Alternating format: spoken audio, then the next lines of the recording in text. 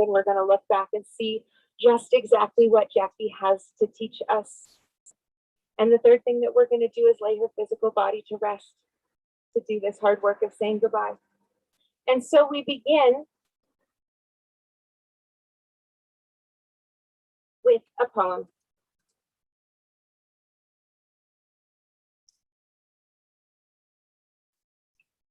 Birth is a beginning, and death a destination, and life is a journey.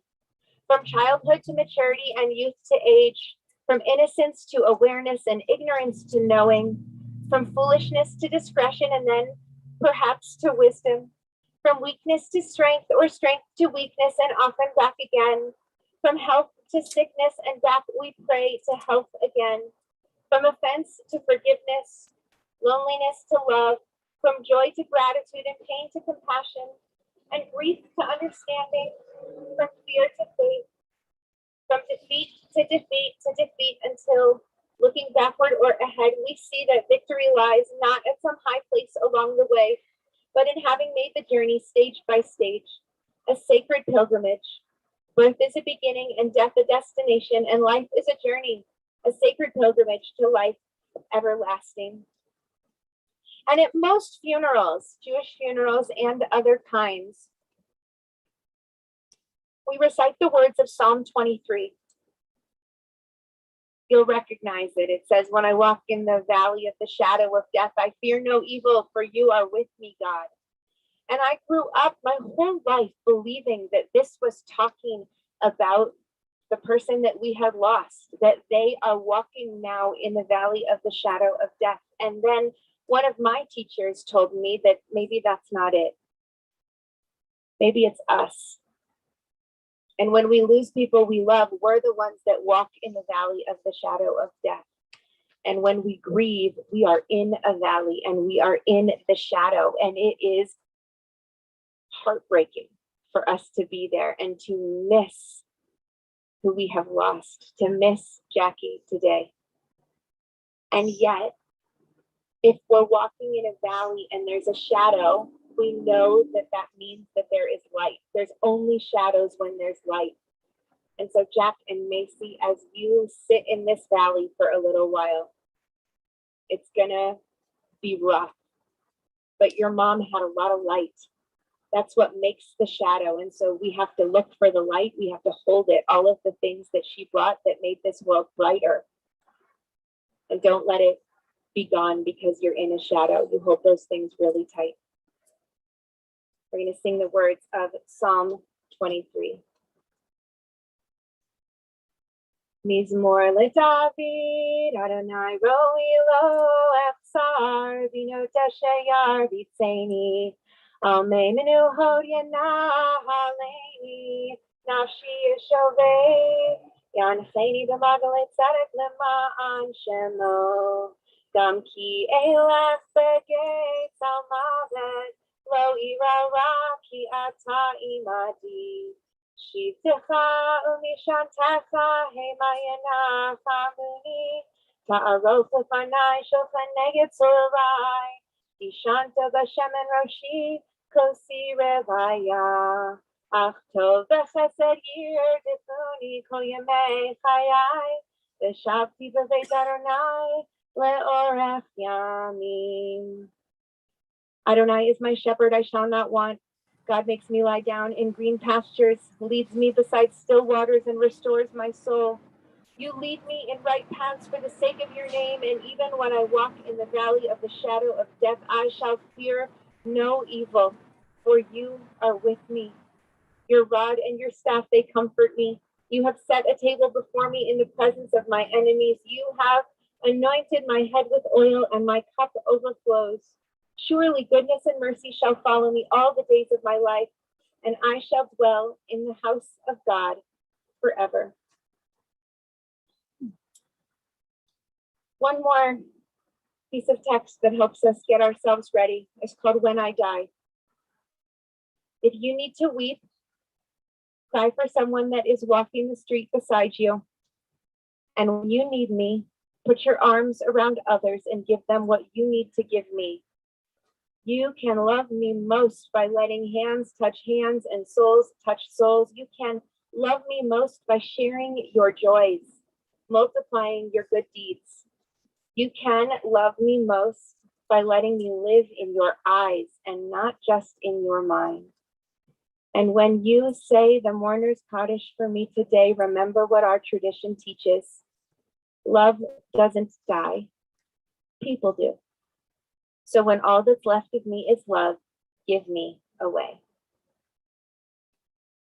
And with that, we arrive at the part of this moment where it's actually an obligation at a Jewish funeral to tell the story of someone you love that you have lost. And if you look on so many of these gravestones, these headstones that you see around you, on many of them, what you'll see is a dash in between a date of birth and a date of death.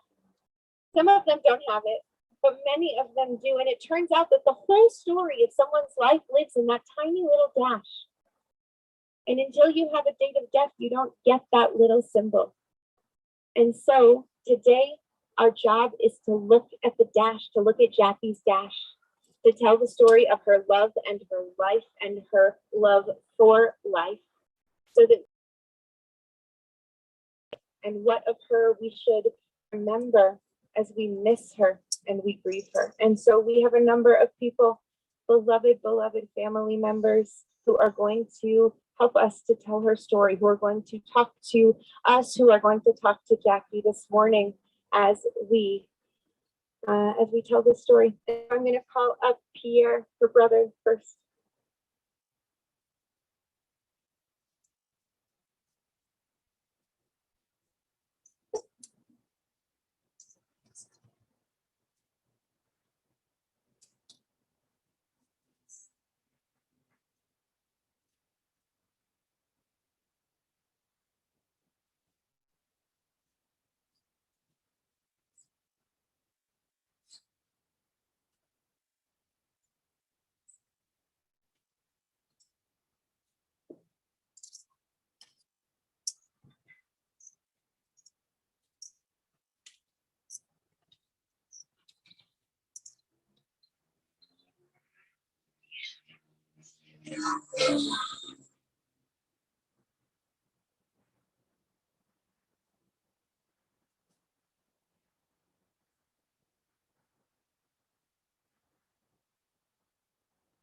Good morning.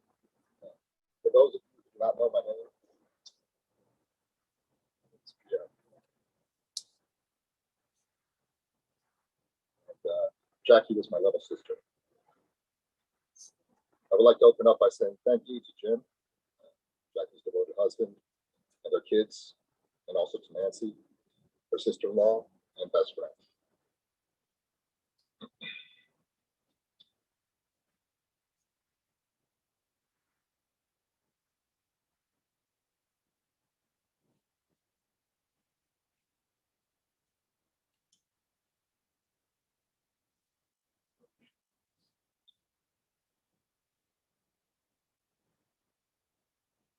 They were all my little sister to the very end.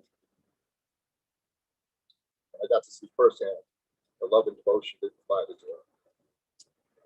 I'm never so grateful for it. I would also like to thank everyone who traveled here today to say a final farewell to my little sister.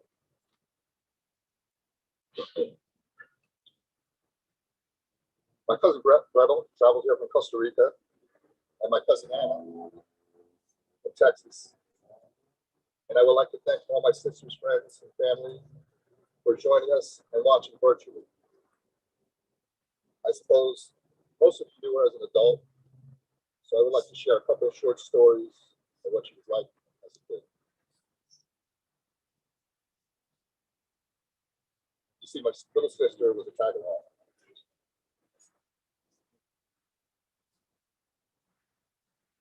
My mom made me take her everywhere I went.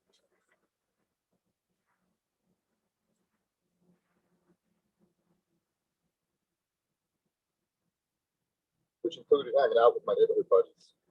So she came with me, and us being boys, we practically played only baseball, football, and a game called Smear the Queer. Not sure if that's even politically correct anymore, but regardless, that's what we do. Did it perfect for boys, never mind you were hanging out with us.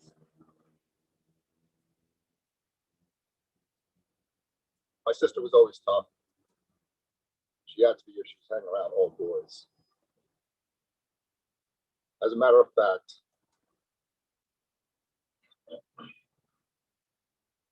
all the women on my mother's side are natural pugilists. My other sister, Sandy, over there, ran a boot camp program in our local county jail. No easy task. And my female cousins from Costa Rica, all tough as nails.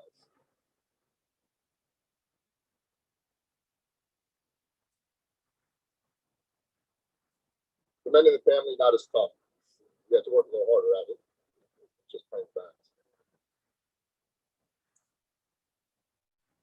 Jackie always had a winner's mindset. She always had to win no matter what. Even in board games, she was determined to win. Didn't matter at what cost. We were bad winners as well as we were bad losers. If one of us won, we would taunt and heckle the other unmercifully. Hence, playing board games was short-lived. Because of my reputation, my wife to this day refuses to play board games with me.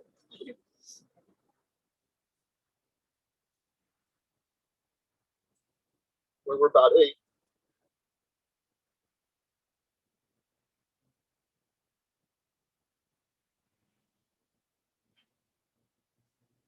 my mom left me in charge of taking Jackie to the park in front of that. At the end of our games, we headed to the bus stop to go home. Jackie followed me with complete confidence. Of course, I took her on the wrong bus, and we ended up lost in another town. And we were forced to get off the bus, and Jackie started panicking.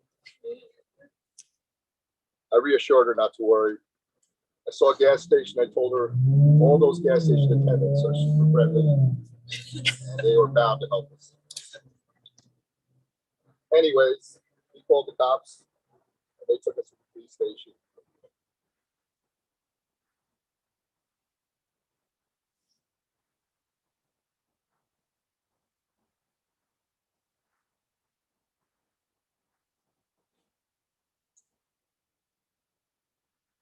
I'll never forget.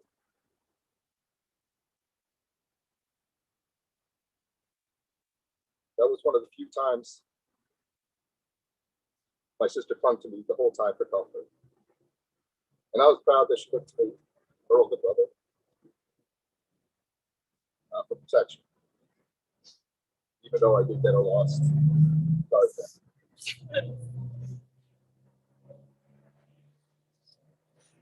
I got older, our lives took different directions.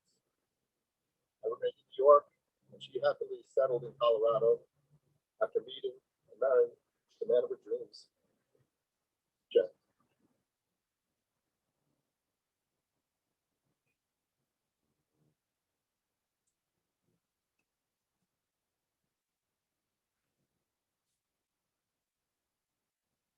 We have 2 wonderful children, Jack and Macy, and she was extremely proud of her family. I saw a different side of her, and it was refreshing to see that Jackie had outgrown that tough little girl and became the amazing woman she was. And it's wonderful to see some of those traits in Jack and Macy. She was so proud and honored to be your mom. Unfortunately, she was taken from us way too soon, but she left behind many wonderful memories that will live in all our hearts forever.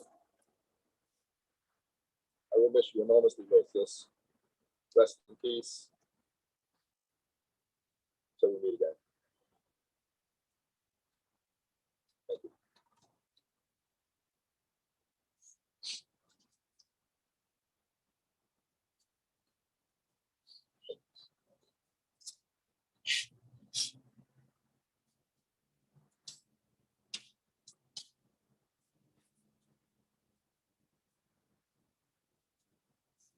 you for those beautiful words.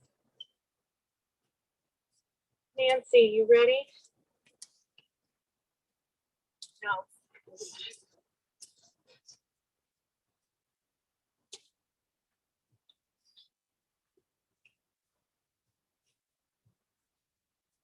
So I just have to share one thing that Macy just said to me.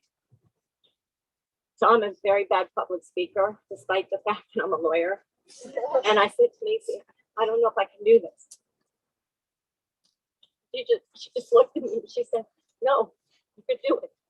Mom would be proud of you. She always told you that you could do it. So I'm going to do it.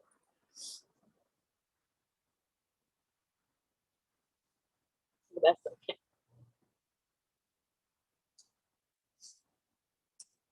Jackie was my sister, best friend, confidant, ski and party buddy. From the minute I met Jackie, there was an instant bond that was indescribable. We laughed all the time and loved to sing and dance together. Often we would just look at each other and start belly laughing for absolutely no reason. This drove Jack and Macy crazy. As each time this happened, which I will say is often, they thought we had been drinking when in fact we really had not. As all of you know, her laugh was infectious and her smile was bright and captivating. She lit up every room she entered. She helped me through one of the toughest periods in my life. We were each other's sounding board, whether it was for advice or just to vent, such as when Jim would procrastinate about doing something, which drove her absolutely crazy. I would do my best to encourage her not to do it herself and to tell her to try to be patient, even though he wasn't doing it on her time frame. For those of you that do know me, patience is not a virtue that I possess. So Jackie would laugh each time I gave her that advice and say, really, Nancy? We spoke to each other several times a week, even though we lived thousands of miles apart. My life changed forever, though. When I got that phone call late one night back in April, when Jim was in the hospital and informed me that Jackie had been diagnosed 5 minutes earlier with cancer, a word that no one ever wants to hear. I jumped on a plane and arrived early the next morning in complete shock and disbelief. I put on my best game face when entering the hospital room. Jackie and I hugged, we cried together, and believe it or not, we had a few laughs in such a dark moment. I told her that we would get through this, and that she was a tough New York chick who could beat this hands down.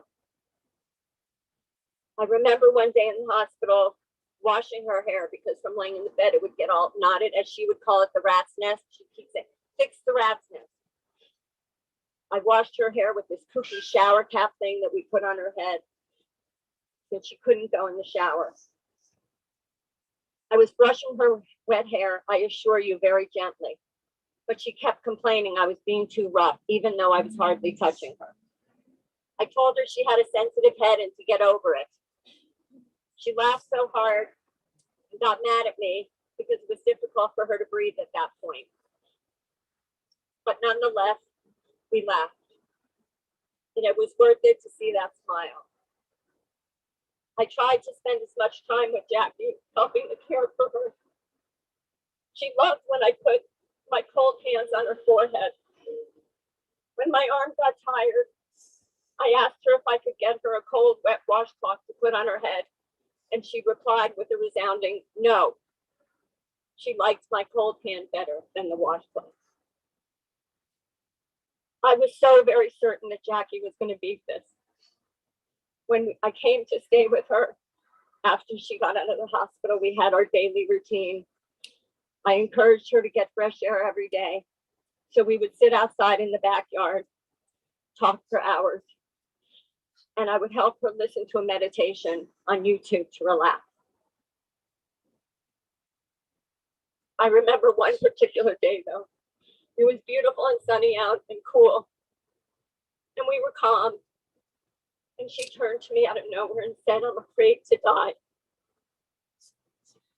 I told her that that wasn't even a thought, and that little by little, she would conquer this over time. Although I know how sick she was, in my heart and my mind, I never thought that this day would come. I take solace, though, in the fact that her demise ultimately was the result of a catastrophic event, and that likely she did not have to fear death. I prayed for the strength of Jim, Jack, and Macy, whom she crossed beyond measure. My life has been forever changed by both having Jackie in my life and by her death. I will toast with a smile while taking a shot of her favorite tequila, and will continue to hear her hearty laugh while doing it.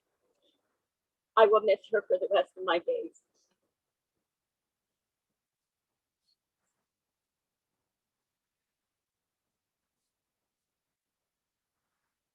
All right, Jim.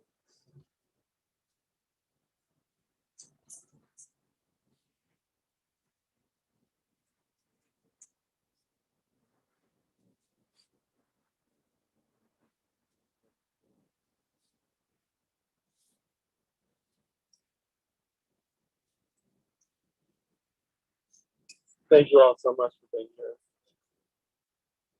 Just 5 months ago, none of this existed. My beloved Jackie, my partner, my best friend, blessed to find each other. We were so blessed. What a team we made. Jackie was my world, my everything. She was always my biggest cheerleader.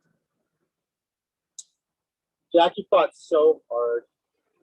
She never complained, not once. Never said, "Why me?" So much braver than I. She loved her twins intensely, Jack and Macy, and was ever so protective of them. Everything Jackie did revolved around us. Jackie was humble, yet fierce, and my soulmate at every sense of that concept. As the time drew near,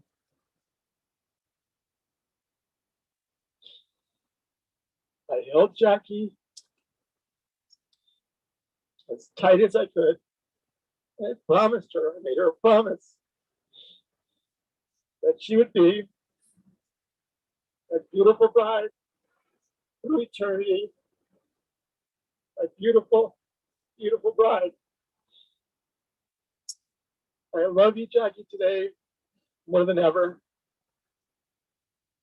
That smile, that laugh. I know all her friends remember that laugh. She loved her friends so much, and she enjoyed every moment that she could be with them. She loved her family, and I know that she loves everyone that's here today. And I know that Jackie will be in your hearts forever. Thank you so much. I love you, Jackie.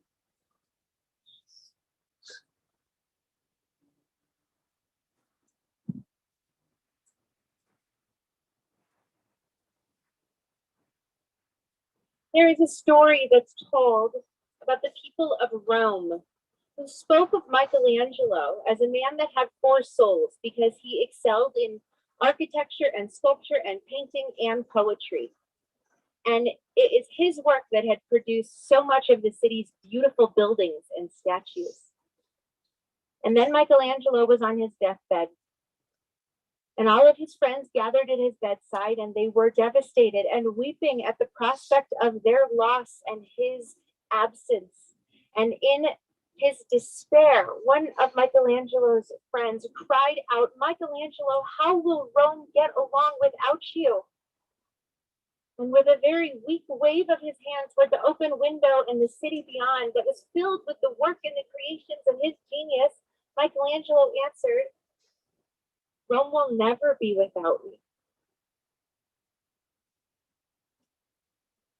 And you will never be without Jackie. Just like Michelangelo's friends and those who were left could look out of their window and see all of his beauty and all of his buildings and all of his art, just look at each other.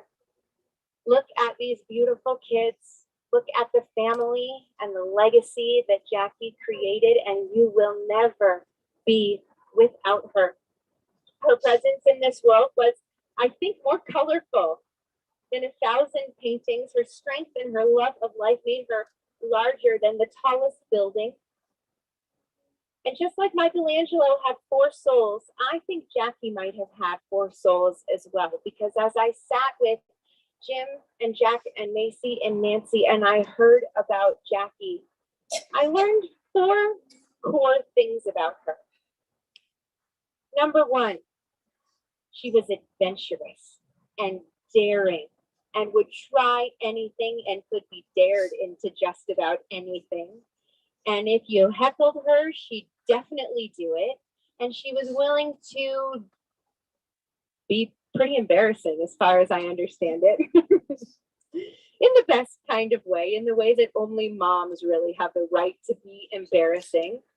And she loved adrenaline. She loved roller coasters and skiing and going fast and scuba diving and going to crazy places and trying new things. And so every time you feel the urge or you have the chance to do something new, to try something new, I hope you feel her with you. Every time you feel a little scared and you're not sure if you want to do it, think of Jackie and do it anyway. Her second soul, I think, was that she was a mama bear. She was tough. She grew up in New York, hanging out with the boys. And though I hear she wore her hair in pigtails just about every day, it did not mean that she was girly or that you could push her around. And when she grew up and she had her own kids, she would do anything to defend them. She would call the school at a moment's notice to solve problems and step in and handle it. And your friends are a little bit scared of her, but in a good way, but not always in a good way. She was the enforcer. She was the one who made the rules and stuck to them because she believed in them and because she wanted to keep you guys safe. She was tough. And so if you're out there and you feel a little scared and you feel like this is too hard and you feel like you could use a little bit of help, remember this soul, that she's got your back, that she was tough, and that you could call on the strength that she taught you how to have. I understand that she was full of fun and creativity and an artistic, decorating, crazy Michael's shopping nature that she made everything more fun, more joyous, more beautiful. If the date changed, she had a new decoration for the house that she had made. She recognized the joy in so many moments, either by putting up fall decorations or spring decorations, or I don't know, somewhere in between decorations, or by being the one to sing the loudest and get everybody else to sing even when they didn't want to. Her creative spirit and her love of life made the world more fun. And so when you feel sad, find a little joy, find a happy moment. I never got to hear her laugh, but I bet you will remember it for a long time. The sound of it and the way that you couldn't, like it was said, not laugh when she laughed. So may she and her memory bring you joy even in the moments where it is the hardest to find joy. And finally, the fourth soul, I think, is the way that Jackie's last couple of months went. When Jim was telling me the story of her diagnosis and her subsequent illness and treatment, I heard that she never once complained. And it wasn't because she was trying to be stoic or trying not to complain. I think it was because she genuinely felt like she had nothing to complain about. She had her beautiful family and her wonderful husband and her friends and her community and she was lucky even when she was sick. And that kind of humility and selflessness and strength, may that be the fourth soul that you call on. This is going to be hard. We've talked about it. It's going to hurt. And you have a piece of her inside you that will help you to be strong, that will help you to get through, not because you feel like you have to, but because genuinely we are lucky to have had her for the time that we did and to have felt all of her joy, all of her adventure, all of her creativity and fun, and all of her strength. And so it's as if you are looking out the window today at the beauty of Rome. See all of the beauty of your mom, of your friend, of your sister, of your wife, of your loving friend and colleague. She built a beautiful world. And when we lose someone magnificent like this, we feel untethered. We feel like we're floating. And you will, for a little while, you will float. You will miss the strength of the connection that she had that rooted you to solid ground. And yet I hope you find strength in the enormous pride that I know Jackie felt for what she and you have built together. This is a beautiful family with a beautiful life, and it will continue to be beautiful even without her, because she would be so mad at you if it wasn't. And so look out of that window and see the evidence of what it is that she taught you and gave you. Your lives are the evidence. Your lives are what she built. And so I hope that you take that legacy, her spirit, her beauty, her strength that she has passed on to you, and you hold it close to you forever. And we come now to the hard part, as if this wasn't hard enough. Because it's time for us to lay Jackie's physical body to rest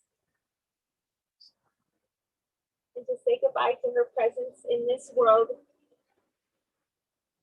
as we keep her memories with us.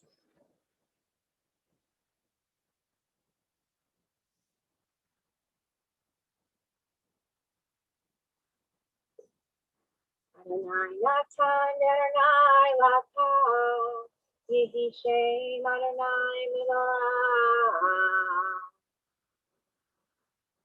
Baruch Atah Adonai Eloheinu Melech HaOlam Asher Yatzar Etchem B'Tuvo V'Hamit Etchem B'Din V'Nata B'Tofechem Hayei Olam Baruch Atah Adonai Dayan HaEmet Atah Gibor Le'olam Adonai Rav Lehoshia Mechal Kel Chaim V'Chesed Mifayeh HaKol V'Rachamim Rabim Somach Noflim V'Rofach Olim Umatir Asurim Umekayem Emunato V'Shenei Afar Nichamocha Ba'al Giburo Tumito Melach Melech Meini Tumachaye Umatzmiach Yeshua Baruch Atah Adonai Notea B'Tofleinu Chaye Olam Dayan HaEmet Shofet Tzedek Ve'emet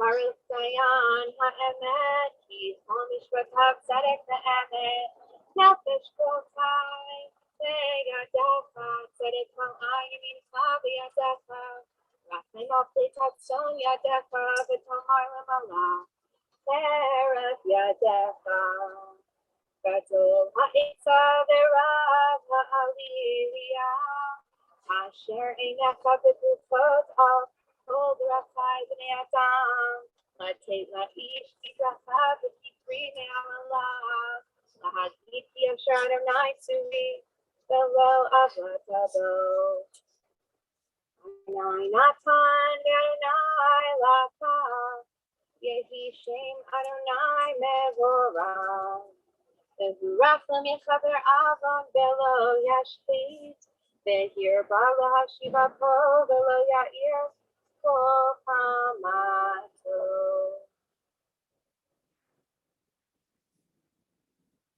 So we have this tradition in Judaism that we help to bury our loved ones. We help to fill their grave with earth. It is impossibly hard and painful. And if you've never seen it before, it hurts to watch and it hurts to hear and it hurts to participate. And it's the greatest gift that we can give someone because we know that she can't say thank you. That we're doing this for her, giving without any expectation of being given anything back. And we know, as someone who was such a wonderful, loving, protective mom, Sal made sure her kids were tucked into bed every night, snug and safe. And that's what we get to do today, is make sure that she is tucked in like a blanket in this safe, beautiful place, and that we have done what we need to do to make sure that she's tucked in tight. And so with that, I'm going to call in a moment first Jim and her kids, and then Nancy, and then the rest of her family, and then anyone else who wants to participate in this tradition. And here's how this works: is we put a little bit of earth into the grave, and it's hard. So if you're using the shovel, we often use the back of the shovel. We don't have a whole lot of dirt, and there's a whole lot of you. So if you want to participate after the family goes, what I'm going to encourage you to do is either to come and grab just a handful of dirt and help to participate, or if you're comfortable waiting until after the service and you can participate then so that we can finish our ceremony, and then you can participate also before you leave. That is totally okay as well. And that way we get to conclude this part, and it's a hard part, so we don't want to wait too long. And so with that, I'm going to call Jim and Jeff and Macy first.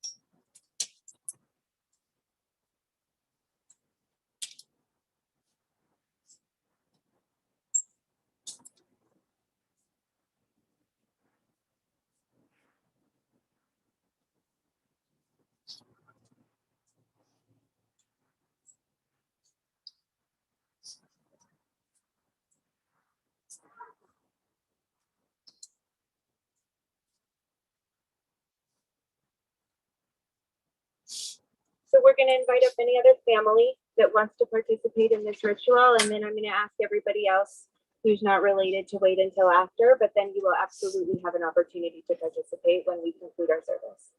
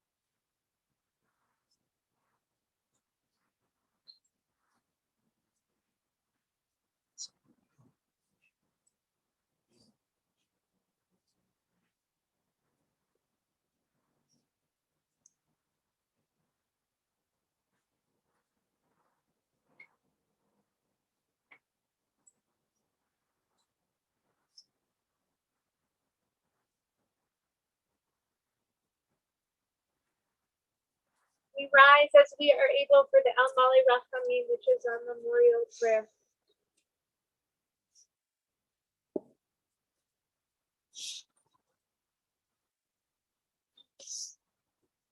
El Mali Rachamim, Shofin Bamromi, Ramsei Menu Fanifana, Tafat Hanfe Hashtina, Im Kedoshim Tehorim, Zohar Harapi Hamaziri, and Nishma Jacqueline Berz, Shahalach Salilama, Bala Rachamim Yasireha, Beseter Knafav Leolami, Bitzror Achayim, and Nishmata, Adonai Hunachalata, Betanuach B'Shalom, Al Mishtava, Amar, Amen. God of abundant mercy, God most high, may the soul of our loved one who has gone into eternity find the gift of perfect peace in your embrace, together with the holy and pure whose light shines like the radiance of heaven. Compassionate God, hold Jackie close to you forever, so that her soul may be bound up in the bond of life eternal. May she find a home with you, and may she rest in peace. And together we all say, Amen. Amen. And we say one final prayer, which is called the Mourner's Kaddish. It's a prayer that we say for our loved ones who we have lost. We say it all the time. We say it in the first year of mourning for them. We say it on the anniversary of their death and when we have special occasions. And it never mentions death. It just talks about how beautiful life is. And so I wish for you guys that you leave here with all of the love and the beauty that Jackie's life was in your hearts. Take it with you and hold it tight in your heart, because that is what you're leaving with. We have these words if you'd like to follow along. Yitzgadal, v'yitzgadash, shemei rabba, ve'alma divrach yirutei, v'amlich malchutei, v'chayechon u'v'yomechon u'chayei d'chol beit Yisrael, v'agala u'vizman karib v'imru amen. Yehei shmei rabba mevorach le'olam u'le'amei almaya. Yitbarach v'yishtabach v'yitpa'ar v'yitramam v'yitnaseh, v'yithadar v'yit'ala v'yithalal, shemei d'kudesha brichu, Le'elam kol birchata v'shirata, tushbachata v'nechamata, v'amiram v'alma v'yimru amen. Yehei shlama rabba min shemaya, v'chaim aleinu v'al kol Yisrael v'yimru amen. Oseh shalom b'mamav, Huya oseh shalom, aleinu v'al kol Yisrael v'yimru amen. May the one who makes peace on high make peace for all of us and for all of Israel and for our whole world. And let us say together, Amen.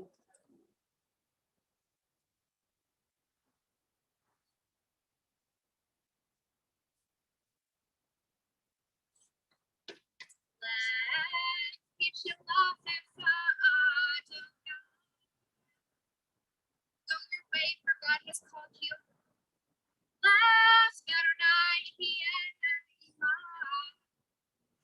Go your way, and may God be with you.